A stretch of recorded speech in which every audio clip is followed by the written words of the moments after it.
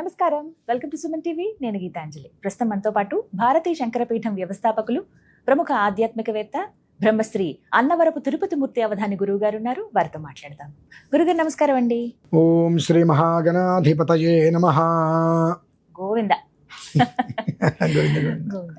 సెలవులు వచ్చాయి, చాలా మంది ఇప్పుడు చూస్తున్నాం కదండి, స్పిరిచువల్ టూర్స్ అని వెళ్తున్నారు. ఇంతకు ముందంటే ఎప్పుడో గానీ వెళ్లేవాళ్ళు కాదు, ఇప్పుడు ఖచ్చితంగా వాళ్ళ వెళ్ళాలి ఎక్కడికన్నా అని అనుకుంటే కనుక ఆ లిస్ట్ లో దేవాలయాలే ఎక్కువగా ఉంటున్నాయి, క్షేత్రాలు ఎక్కువగా ఉంటున్నాయి. అందులో ఖచ్చితంగా తెలుగు వారిగా మన అందరం ఎక్కువగా వెళ్ళేది వెంకన్న దగ్గరికి, తిరుమల.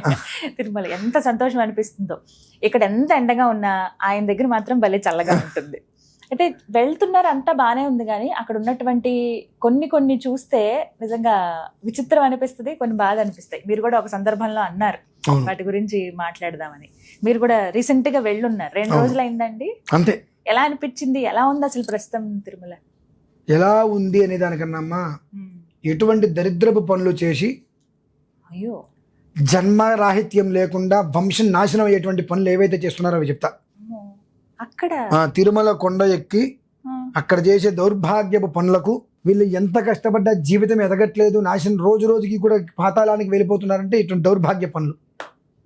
అందులో మొదటిది, మీరు ఒక్కసారి ఈసారి మీరు వెళ్ళినప్పుడు చూడండి, శ్రీవారి మెట్టు మొదలు పెడతాం, చివరి వరకు వెళ్ళిపోతే చివరికి ఇంకొక 5 మెట్లు 6 మెట్లు లేనంగా అక్కడ నామాలు పెట్టినటువంటి రాయి ఒకటి ఉంటుంది. పాదాలు కర్పూరం ఇంత మంటలు పెట్టేసేసి మొత్తం కనిపించకుండా, పాదాలు కనిపించకుండా పాదాలతో సహా తగలబెట్టేస్తున్నారు, కాల్ చేస్తున్నారు. ఆ నామాలు మొత్తం నల్లగా మాడిపోయి మసిపెట్టేసేసి ఎందుకు చేస్తున్నారు? ఇట్లా పెచ్చ పైచ్చమా వెర్రె అంటే అంతే, బుర్రెకో బుద్ధి అంటారు చూసారండి. ఆ రకంగా అసలు దేనికి పెడుతున్నాము, దేనికి దీపారాధన చేయాలి, దేనికి కర్పూరం వెలిగించాలి అనేటువంటి జ్ఞానం కూడా లేకుండా మొత్తం అంతా ఇంతెత్తు కుంకం పోసేసి దాన్ని చుట్టూతా కర్పూరం పెట్టేస్తే కుంకం మొత్తం నల్లగబితే వీళ్ళకి సౌభాగ్యం ఏం నిలబడుతుందమ్మా? ఇంకా కుంకం పోసేశారు, పసుపు పోసేశారు, బాగానే ఉంది. అక్కడ అగరవత్తులు పెట్టేశారు, ఓకే, మంచి బ్రహ్మాండం. అంత కర్పూరం వెలిగించేసేస్తుంటే మొత్తం ఆ కుంకం అది మొత్తం నల్లగా తయారైపోతే సౌభాగ్యం మంట కలగకుండా ఎందుకుంటుంది? ఇదా చేసే పనులు. ఇటువంటి పనులు చేయడం కోసం కొండెక్కుతున్నారా? మెట్లెక్కమని ఎవరు చెప్పాడు మిమ్మల్ని? మెట్లెక్కకపోతే స్వామివారు వచ్చి కొడతాడా మిమ్మల్ని? కొట్టదు కదండి. ఇవి నేను మెట్లెక్కుతుంటే మొత్తం నేను అబ్జర్వేషన్ చేసింది చూస్తూ, ఆహా, ఏ ఒక్కళ్ళకి అందులో కొంతమందికి మూఢభక్తి, దిక్కుమాలిన భక్తి. అంటే ఏమిటి అంటే అమ్మా, ఉండకూడదు అలా ఉంటుంది. పసుపు కుంకుమ స్వామివారికి బొట్లు పెట్టుకుంటే నామాలు మెట్లకి పెట్టుకుంటూ వెళ్తారు వాళ్ళ ఒక నమ్మకంతో. చూసా ఒక ఆవిడ, పాపం ఆవిడకి ఎంత తీసుకెళ్ళాలి తెలియక చిన్న ప్యాకెట్లో తెచ్చుకున్నారు, అది అయిపోవచ్చింది. పాపం ఏడుస్తుంది ఆవిడ.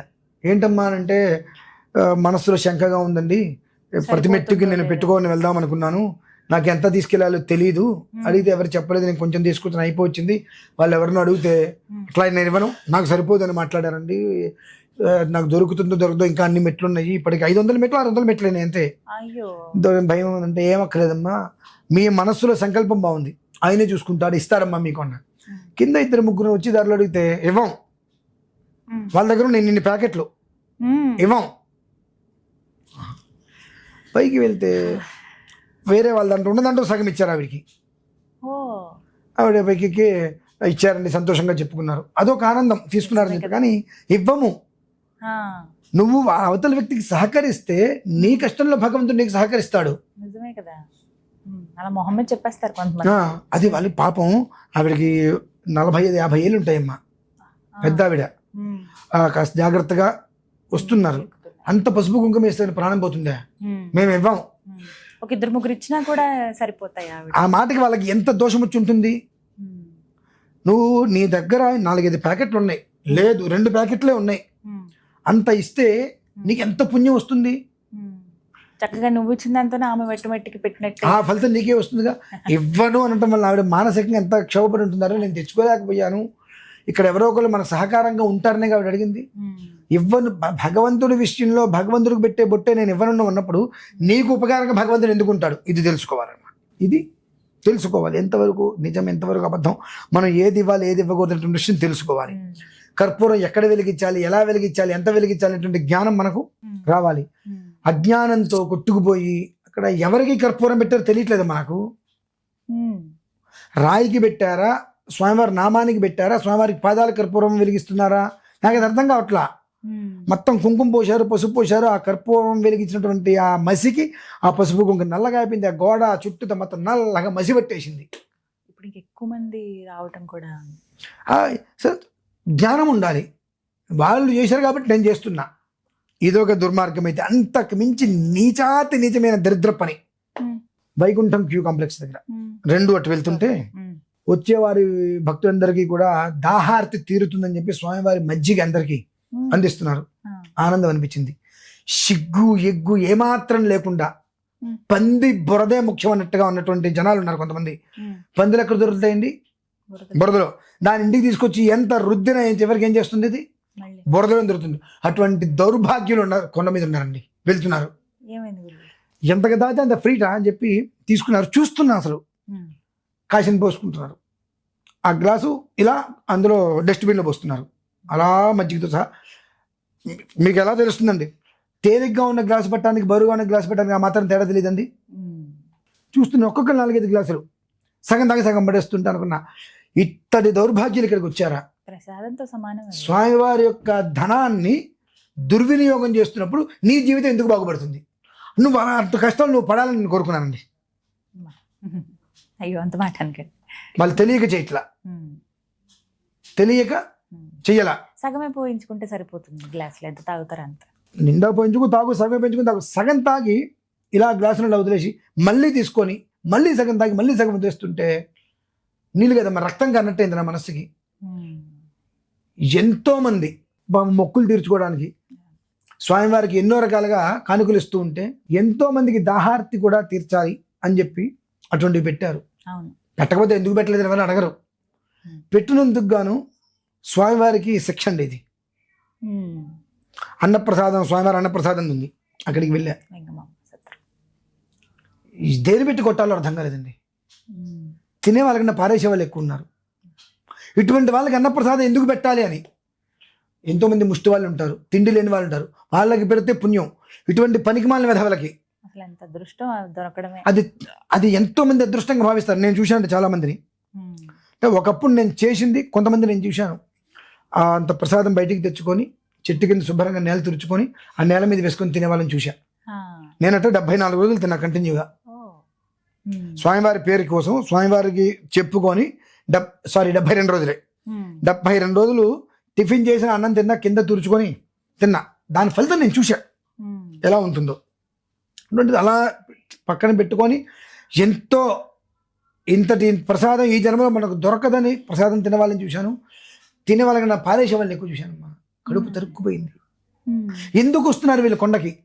ఇలాంటివి ఉన్నాయి కొండపైన. తిలా పాపం తలా పిడికి అంటారు, చూశానండి. అటువంటి దరిద్ర పనులు చేసే వాళ్ళని చూసే వాళ్ళకి కూడా పాపాలు అంటుతాయండి. చేసేవారికి కాదు, చూసే వాళ్ళకి కూడా పాపాలు అంటుతాయి. ఎంత కర్మ అండి. ఇటువంటి వాళ్ళందరూ అటువంటి చోటకి చేరి మొత్తం భ్రష్టత్వం చెందిస్తున్నారమ్మ. ఏమనాలి వీళ్ళని చెప్పండి? ఆయన తిడతారు, కోపం ఎక్కువ తిడతారు అంటారు. తిట్టడం కాదమ్మా, చావగొట్టాలి వీళ్ళని. ఇటువంటి పనులు చేయవచ్చా? నీ ఇంట్లో నువ్వు చేస్తావా? కొండపైన నీ ఇంట్లో నువ్వు సగం మంచినీళ్ళు తాగి సగం మజ్జిగ తాగి సగం పారబోసి మళ్ళీ సగం తాగి సగం పారబోస్తావా? అంటే నీ సంపాదన, నీ డబ్బు అయితే చాలా ధర్మమైంది, గొప్పది. స్వామివారి సంపాదన అంటే ఏముంది? అంత చులకనా? దీనికి ఎంతటి పాపాన్ని నువ్వు అనుభవిస్తున్నావు? వాళ్ళు అనుభవిస్తున్నారు కదండి, మీరు ఎందుకు తిట్టాలి? కొంతమంది చేసిన పాపాలకి నాలాంటి వాళ్ళు గట్టిగా గనక తిట్టగలిగితే ఆ తిట్లు వాళ్ళు గనక వింటే ఆ దోషాలు పోతాయండి. ముందు నేను తిడుతున్నానంటే పిచ్చకి తిట్టడం కాదండి. పెద్దవాళ్ళు తిట్టారు అంటే దీవెనలతో సమానం. దీవించక్కర్లా, గట్టిగా అరిచారు అంటే అవి దీవెనలు. ఎందువల్ల నీలో ఏదైనా ఉన్న దోషం, ఇటువంటి అపరాధాలు ఏవైనా ఉంటే ఆ తిట్లు ద్వారా అవి నీకు తొలగిపోతాయి. ఆ రకంగా కూడా ఆ పాపాల నుంచి, చేసిన వెధవ పనుల నుంచి వాళ్ళు బయటపడాలి అని అంటే చెబితే అర్థం కాదు. కాబట్టి ఒక తిట్టు తిడితే కాస్త అర్థం చేసుకుంటారు. దానికి ప్రాయశ్చిత్తంగా వాళ్ళకి అది ఆ దోషాలు పోతాయి. లేదంటే వాళ్ళని తిరిగితే నాకేమైనా లాభం అమ్మా, నాకేమైనా ఆనందమా, నాకేమైనా బంగారు కిరీటం పెడతారా అంటే ఎవరైనా ఒకటి 5 వేళ్ళు కలిస్తేనే ముద్ద భోజనం లోపలికి వెళ్తుంది. ఈ 1 వేలు లేకపోతే వీళ్ళు అన్నం తినగలరా? అసలు అవకాశమే లేదు. కాబట్టి 5 వేలు అంటే మనం అందరం ఒకటే. కష్టం ఎవరికైనా కష్టమే, నొప్పి ఎవరికైనా నొప్పే.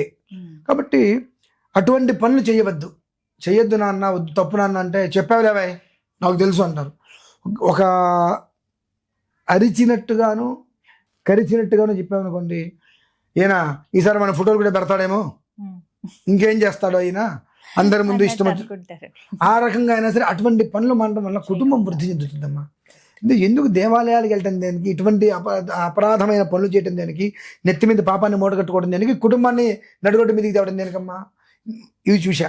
ఇంతకు మించిన ఘోరాతి ఘోరం. మరి చెబితే టీటీడీ వాళ్ళు ఎలా తీసుకుంటారో నాకు తెలియదు కానివ్వండి, నాగతీర్థానికి వెళ్ళేటువంటి రోడ్లో మొత్తం సమాధులేనండి. నిన్న కూడా చూసా, 3 ఏళ్ల క్రితం చూసా, 4 ఏళ్ల క్రితం చూసా. తీసేస్తారేమో అనుకున్నా. నిన్న మళ్ళీ నాగతీర్థానికి, ఆ నాగతీర్థం ముట్టుకుంటేనే 100 రకాల దోషాలు పోతాయి.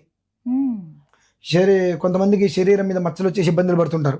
ఆ నెలలో స్నానం చేస్తే మచ్చలు పోతాయమ్మా. అంత విశేషమైన నాగతీర్థం. వెళ్తుంటే చూసా ఎన్ని సమాధులు అమ్మా.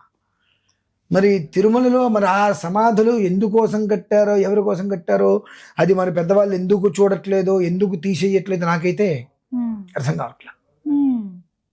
ఉంది అటు మూలకి వెళ్తే కొండ మీద కాలం చేసిన వాళ్ళకి, అటు మూలకి వెళ్తే కొండ ఇంకాస్త దిగితే అక్కడ వైకుంఠ ధామం ఉన్నాయి, అక్కడ దహనం చేయడానికి అన్నీ ఉన్నాయి. కానీ పక్కనే ఎక్కువ దూరం కూడా వెళ్ళక్కర్లా. అది కూడా చాలా విశేషమైనటువంటి నాగతీర్థం. నాగతీర్థానికి ఆనుకొని సమాధులు ఇవన్నీ ఎందుకు ఉపేక్షిస్తున్నారు నాకైతే అది అర్థం కాని విషయము. దీని గురించి ఎవరైనా ప్రశ్నిద్దామన్నప్పటికీ కూడా నోరు మూసేస్తారు. లేదనుకోండి రాజకీయ పరంగా మన మీద ఏదో ఒక రకమైనటువంటి తలకాయ నొప్పులు తెస్తారు. కాబట్టి మాట్లాడకూడదు అనుకుంటూనే, కానీ తిరుమల మీది నాది కాదుగా, ఒక ప్రభుత్వం దాన్ని నడిపించచ్చేమో, కానీ ప్రభుత్వంది కాదు తిరుమల. స్వామివారు ప్రభుత్వం తరఫు మనిషి కాదు, నిలబట్టి అక్కడ నించుంది భక్తుల కోసం నిలబడ్డాడు ఆయన. ప్రపంచ ఆధ్యాత్మిక రాజధాని అది. ప్రపంచం నలుమూలల నుంచి ఎంతో మంది ఆయన దర్శనం చేసుకుంటే చాలు అని చెప్పి వస్తున్నారు. ఇంకా చెప్పాలంటే మోకాల పర్వతం మొత్తం కూడా నాకు మామయ్య అండి, ఎవరో కాదు. మోకాల పర్వతం మొత్తం కూడా ఆ మోకాల మీద ఎక్కినందుకు గాను భగవంతుడు ఇచ్చిన వరం ఏంటో తెలుసా అండి? క్యాన్సర్ తీసేశాడు. కోడలికి క్యాన్సర్, అది నయం కావాలని చెప్పి మోకాల పర్వతం వరకు, నా మామూలుగా వెళ్ళి మోకాల పర్వతం నుంచి ఆయనకి 55 ఏళ్ల వయస్సు. అప్పుడు ఎక్కారు మొన్న మధ్యనేనండి, 2 ఏళ్ళ క్రితం. 55 ఏళ్ళు మనిషికి ఒక రకంగా పుష్టిగానే ఉంటారు. ఏదైతే అది అవుతుంది. నా కాళ్ళు నొప్పులు వస్తే వచ్చినాయి, ఏదైతే అవుతుంది మొత్తం పర్వతం మొత్తం మోకాల మీద ఎక్కారమ్మా. క్యాన్సర్ నయమైపోయింది. అంతటి గొప్ప స్వామివారమ్మ. కొంగు పడితే కోరికలు తీరుస్తాడు ఆయన. కొన్ని లక్షల మంది, కోట్ల మందికి లీలలు చూపించాడు ఆయన. అటువంటి ఆయన సన్నిధిలో ఇటువంటివి జరగడం అనేటువంటిది నాకు చాలా బాధ అనిపించింది. కనుక ఈ విషయం నేను ఇప్పుడు ఇంత గట్టిగా చెప్పాల్సిన పరిస్థితి వచ్చింది. ఒకటి, సమాధులు తీసేయాలమ్మా. దగ్గరగా ఎక్కడో మూలెక్కడో కట్టుకుని ఉంటుంది వేరే విషయం. నాగతీర్థం పక్కనే ఆనుకునే ఉంది, సమాధులు ఉన్నాయి బాగా. 1, 2 కాదమ్మా, 50, 60, 100, ఇంచుమించుగా 1 నుంచి 100 లోపు బ్రహ్మాండంగా ఉన్నాయి. దాని వాళ్ళ పేర్లు, దానికి మళ్ళీ దాని మీద తులసి కోట, రకరకాలుగా ఉన్నాయి. దాన్ని ఎందుకు ఉపేక్షిస్తున్నారు? ఇలా మజ్జిగ, ఇప్పుడు అక్కడ వాళ్ళు మజ్జిగ ఇస్తున్నారు, ఇటు తాగి సగం తాగి పడేస్తున్నారు. వాళ్ళు అక్కడే ఉన్నారుగా, చూసి ఆచి దవడ పగిలితే ఒకటి కొడితే ఇంకోసారి చేస్తారు ఆ పని. అలా చేస్తారు గురు. తప్పు. వస్తువు నాశనం చేసే అధికారం నీకు ఎక్కడిది? అది తెలుసుకోవాలి, అది భక్తులే తెలుసుకోవాలి. నీకు ఆ వస్తువుని తయారు చేసే అర్హత నీకు లేదు. ఉందా? అర్హత నీకు లేదు. ఎట్లా నాశనం చేస్తున్నావు? అది తప్పు. నాలాంటి వాడు కనుక, అంటే నా లైన్లోకి వెళ్ళే వెనక్కి రాలేని పరిస్థితి అది. అక్కడ మాత్రం అదే పని చేసామనండి. ఈ పాటికి నేను దాని పేరు ఉంటారు ట్రోల్స్లోకో దీంట్లోకి వెళ్ళిపోయేవాడిని. అవధాని గారు ఆవేశంగా భక్తుడు మీరు చేసుకున్నారు అని చెప్పి ఇదే వస్తుంది. ఎందుకు చేసుకున్నారు సెకండరీ అదంతా. తిరుమల కొండ మీద భక్తుడి మీద చేసుకున్న అవధాని గారు ఎందుకు చేసుకున్నారు సెకండరీ. అది కష్టంగా అనిపించిందమ్మా. ఒకదాన్ని మనం తయారు చేయలేనప్పుడు నాశనం చేసే అర్హత మనకు లేదు. అంటే అది అందులోనూ కూడా నీ సొమ్ము కాదు, నా సొమ్ము కాదు, స్వామివారి సొమ్ము. నువ్వు తాగకపోతే నీ తర్వాత 100 మంది వచ్చి తాగుతారు. పారపోస్తే ఎవరికి ఉపయోగం అది? ఇటువంటి వాటిని అరికట్టాల్సిన బాధ్యత ఉందమ్మా. తప్పదు. ఇటువంటివి మనం మానుకుంటే మన జీవితాలు బాగుపడతాయి. అని అయితే నేను ఈ సుమన్ టీవీ ముఖంగా నేను చెప్పదలుచుకున్నానమ్మా. అన్ని కూడా గమనించాల్సినవి, ముఖ్యమైనవి, తెలుసుకోవాల్సిన విషయాలే గురుగారు. కొండపైకి వెళ్ళాక ఎలా ఉండాలి ఏంటి, ఒక నియమంగా వెళతాం, ఇలా ఇలా దర్శనం చేసుకోవాలని అవన్నీ పాటిస్తాం, కానీ చిన్న చిన్నవి ఇంకొక మాట, దయచేసి తిరుమల కొండ మీద చెప్పులు వేసుకొని తిరగండి అయితే నేను చెప్తా. వేసుకోనేనమ్మా. ఎందుకని గురుగారు? వాళ్ళు ఎక్కడ ఇక్కడ ఉమ్మేస్తున్నారు, తొక్కుకుంటూ వెళ్తాంగా, మనకు తెలియదు కదా. మళ్ళీ అలాగే మనం లోపలికి వెళ్ళిపోతాం గుడి లోపల. కాబట్టి గుళ్ళోకి వెళ్ళేదానికి ముందు మనం రూమ్లోకి వెళ్ళి కాలు కడుక్కునే పరిస్థితి మనకు ఉండదు. రూమ్లో నుంచి రెడీ అయ్యి మనం వస్తున్నాం బయటికి, అక్కడ ద్వారం వరకు వెళ్ళాలని చెప్పి. మెట్లు ఎక్కిన తర్వాత ఒక అరగంట అక్కడ నేను కూర్చొని బయటకు వచ్చి వైకుంఠ ద్వారంలోకి వెళ్ళేటువంటి రోడ్డు దగ్గర ఆ చెట్టు దగ్గర కూర్చున్నా. అసలు చూద్దాం వాతావరణం ఎలా ఉందని చెప్పి. అటు వెళ్ళేవాడు ఆ గోడకు మూల గుమ్మేస్తాడు, ఇట్లా గుమ్మేస్తాడు, వెళ్తూ వెళ్తూ దారిలో తోనుకుంటూ వెళ్ళిపోతుంటాడు అనిపించింది. చీ చీ చీ చీ చీ చీ. అంటే ఇంత కూడా బాధ్యత లేదు. ఇటువంటి పని చేస్తే మనకు పాపం వస్తుందేమో అనేటువంటి భయం లేదు. నిర్భయంగా తెగించి ఏదైతే అది అవుతుంది ఏంటిట అన్నట్టుగా తయారవుతుంటే, మనపోటి వాళ్ళు భక్తిగా స్వామివారికి ఉండేటువంటి మన వాళ్ళందరూ కూడా మనపోటి వారు కాళ్ళకి చెప్పు లేకుండా లేకపోతే అవన్నీ తొక్కుకుంటూ వెళ్తున్నాం కదమ్మా. అది ఇంకా పాపం, అది ఎంత పాపమా అని ఇప్పుడు అనిపిస్తుంది. అందుకనే అదేంటి చెప్పులు వేసుకెళ్ళమంటే ఏంటి అని చెప్పి అంటారు జనాలు. వాళ్ళకేం తెలుసు అది వచ్చే పాపం. నేను ప్రత్యక్షంగా చూశా కాబట్టి ఆ పాదాలతో లోపలికి వెళ్ళటం కన్నా పాదరక్షలు వేసుకొని అక్కడి వరకు వెళ్ళి అక్కడ వదిలేసుకొని క్యూ వరకు వెళ్ళినప్పుడు అక్కడ వదిలేసుకొని అందులోకి వెళ్తే బుద్ధున్నవాడు, అన్నం తినేటువంటి వాడు, కాస్త విచక్షణ కలిగిన వాడు అందులో అయితే ఆ పని చేయడు కదా. అంటే మీరు అనేది మెట్లెక్కిన తర్వాత అక్కడి నుంచి సరదర్శనానికి వెళ్ళే దారి వరకు వేసుకోండి అంటున్నారు. మెట్లెక్కే ముందు నేను చెప్పట్లేదమ్మా, కొండ మీద తిరిగేటప్పుడు మన ఇంటి దగ్గర రూమ్ లో వీధుల్లో కాకుండా మిగతా చోట్ల తిరిగేటప్పుడు వేసుకోమండి. వేసుకుంటే మనకు ఆ దోషం రాకుండా ఉంటుంది. ఎందుకంటే వేసుకుంటే కొండకి దాకా మనం పుణ్యం కోసం తిరుగుతాం. ఎక్కడో అక్కడ ఖచ్చితంగా రోడ్డు మీద వేసుకుంటే అవి ఎక్కడ కనిపిస్తే మనకు ఆ తొక్కుకుంటూ వెళ్ళిపోయి అదే దారిలో మనం వైకుంఠం క్యూలోకి వెళ్ళి లోపలికి వెళ్ళిపోతాం. అది మహాపరాధం, పాపం. కాబట్టి వైకుంఠం క్యూ వరకు వేసుకోండి మీ రూమ్ నుంచి, అక్కడ వదిలేసేయండి. వచ్చిన తర్వాత ఏముందండి, ఇంకో రౌండ్ వేసుకొని వచ్చి చెప్పులు తీసుకెళ్తారు, నష్టమేముంది? ఆ ఒక్క పని చేసుకోదలుచుకుంటే ఈ దరిద్ర పనులు చేసేటువంటి దరిద్రమైన మనుషుల వల్ల ఆ పాపం మనకంటే మనం అమంగళం కాకుండా ఉంటాం. మంగళప్రదమైనటువంటి ప్రదేశంలో మంగళమూర్తి దగ్గరికి మనం వెళ్తూ అమంగళంగా మనం వెళ్లకుండా ఉంటాం. అదొక్కటేమ్మా. చాలా చక్కగా వివరించారు. ధన్యవాదాలు గురుగారు.